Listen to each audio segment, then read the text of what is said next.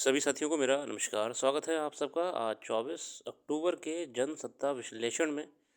तो आइए शुरू करते हैं आज का जनसत्ता विश्लेषण बिना किसी देरी के। तो आज के संपादकीय में बात करी गई है वर्तमान में चल रहे कई महत्वपूर्ण मुद्दों को लेकर।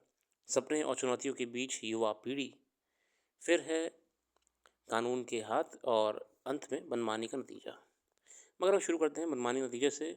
ये दिल्ली में बढ़ते वायु प्रदूषण की तरफ हमारा ध्यान केंद्रित करता है। ये समस्या, जो कि बीते कई सालों से बनी हुई है, जाने का नाम नहीं ले रही है। इसके अलावा त्योहारों पे, विशेषकर दिवाली पे, जब लोग दिवाली पे पटाखे फोड़ते हैं, जो कि एक हर्ष और उल्लास का महोत्सव है, उसका नकारात्मक प्रभाव एक ये भी है कि दिल्ली में प्रदूषण और बढ़ जाता है, कई गुना असहनीय हो जाता है। हर वर्ष दिल्ली और राष्ट्रीय राजधानी क्षेत्र में वायु प्रदूषण की एक बड़ी समस्या के रूप में सामने आती है। आज हालात ये हैं कि इसने लाखों लोग की सेहत को जोखिम में डाल दिया है। सवाल यह है कि हर वर्ष कुछ महीने एक ही स्थिति रहने के बावजूद सरकार इस समस्या को काबू क्यों नहीं कर पा रही है। हर बार चंद कदम उठाए जाते हैं और जैसे ही मौसम बदलता है, सरकार हाथ पर हाथ रखकर बैठ जाती है, यह जानते हुए भी कि अगले साल भी ये समस्या होगी। इस समय दिल्ली में पिछले 3 दिनों से वायु गुणवत्ता बेहद खराब श्रेणी में दर्ज की जा रही है। हालांकि इसकी एक वजह हवा की गति कम होना बताया जाता है। गौरतलब है कि शीर्ष न्यायालय ने निर्धारित समय में और एक निश्चित मापदंड के साथ हरित पटाखे छोड़ने की अनुमति दी थी, परमिशन दी थी कि ग्रीन क्रैकर्स एक कैटेगरी बना दी, जो कि जिनके अंदर हार्मफुल केमिकल कंपाउंड्स नहीं होते हैं। मगर जिस तरह के नियमों का उल्लंघन किया गया, उससे साबित हो जा गया कि नागरिकों में दायित्व बोध का किस हद तक अभाव है।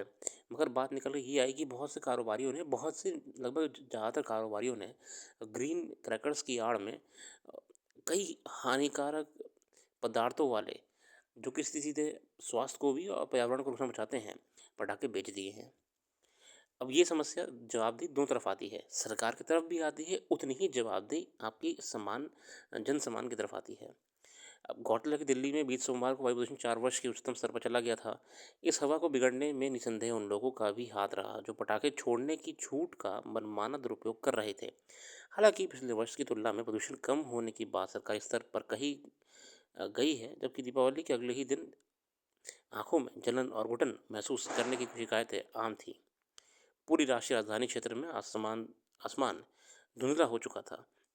क्योंकि देखिए यहाँ पे हम देखते हैं कि जहाँ जितनी उम्मीद गवर्नमेंट से करते हैं, गवर्नेंस ही करते हैं, हमें एक सबसे बड़ी जिम्मेदारी नागरिक होने के नाते भी निभानी पड़ेगी।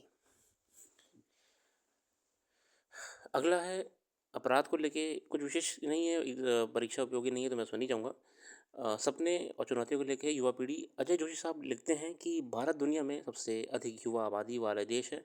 स्वाधीनता के अमृतकाल में देश के विकास में योगदान देने वाले युवा शक्ति को अमृत पीढ़ी का नाम दिया गया है। इस पीढ़ी में मुख्य रूप से वह सभी भारतीय युवा सम्मिलित हैं जो 35 वर्ष से कम आयु के हैं। इनकी संख्या कुल आबादी की लगभग 65% है और ये देश के विकास में योगदान दे रहे हैं और भविष्य को आकार दे रहे हैं।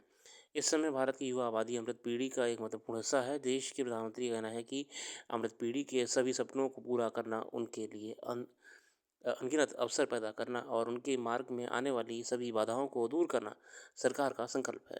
इस पीढ़ी के लिए सरकार ने बजट और अन्य प्रकार की योजनाओं के माध्यम से इस दिशा में कई प्रयास किए हैं, मगर घोषित उद्देश्यों और ज़मीनी स्तर पर खड़ी चुनौतियों के आईने में ही प्रगति का वास्तविक मूल्यांकन हो पाता है। केंद्रीय बजट 23-24 में अमृत पीढ़ी की को प्राथमिकता के रूप में रेखांकित किया गया।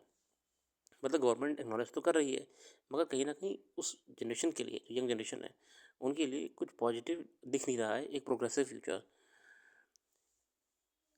पिछले दशक में देश में विद्यालयों से लेकर विश्वविद्यालयों ने अपनी शिक्षा प्रणाली को मजबूत करने में प्रगति की है।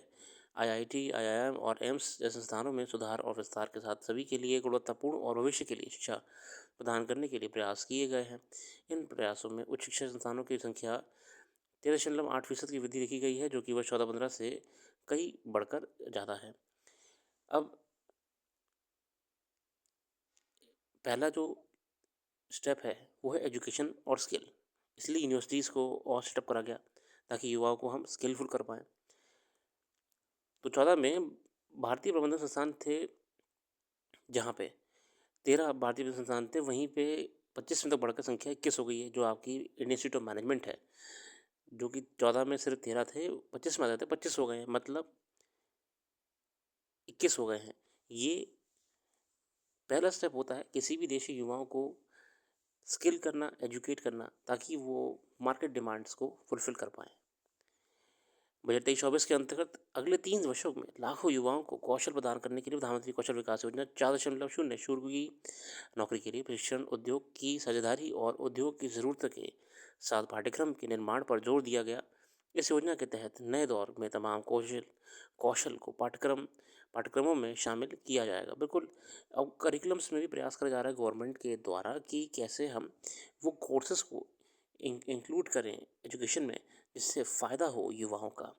इसमें कोई दो राय नहीं है कि भारत सबसे अधिक युवा आबादी वाले देशों में से एक है, मगर इसका अधिकतम सा लाभ उठाने के लिए ज़रूरी है कि इस युवाओं को उद्योग की ज़रूरत के अनुरूप कौशल में प्रशिक्षित किया जाए।